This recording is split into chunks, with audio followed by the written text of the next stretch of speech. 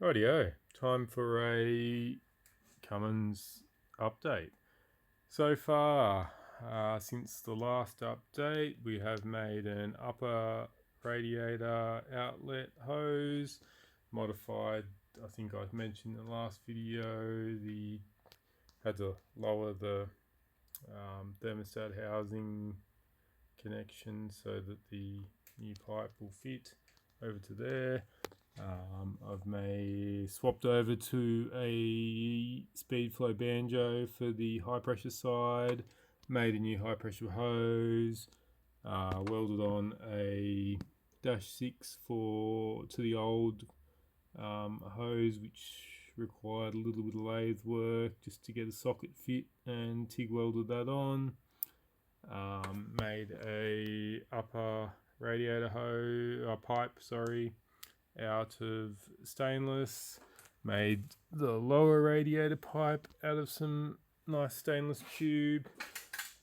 We've made a bracket for the power steering reservoir, the fuel filter plumbed up the low pressure and the high pressure side of the power steering pump. I just need to mount the cooler and plumb that in. We've mounted the fans, so that's how big the radiator is, two 16-inch fans with room to spare on each side, and that's probably about it. The catch can, had to weld some -10s on the side of the old pre-existing catch can. It was from the old conversion, and plumb that over to the fitting that I drilled and tapped early on in the piece before the engine went in, and then that just goes back into the side of the airbox for now. Well, that's its final destination. Had to modify the airbox slightly, which also needs a good clean before I get it back together and give it a paint and whatnot, so that we can get some intercooler piping down through this gap. And that probably brings me to the last part of the update, is just the start of intercooler bracketry.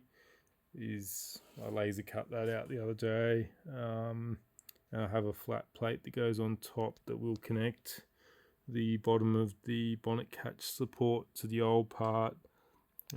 Clearly the condenser needs a good clean, which I will do before I put the intercooler in, so that the air conditioning does work decently after this is all done. But otherwise, that's about where we're at the moment.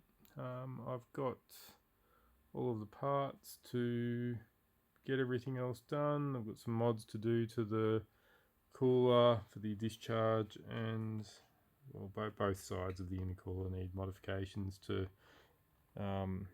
make the pipe work down in this gap, which is a bit of a pain, but it's nothing we can't deal with. And that's about all. Anyway, cheers.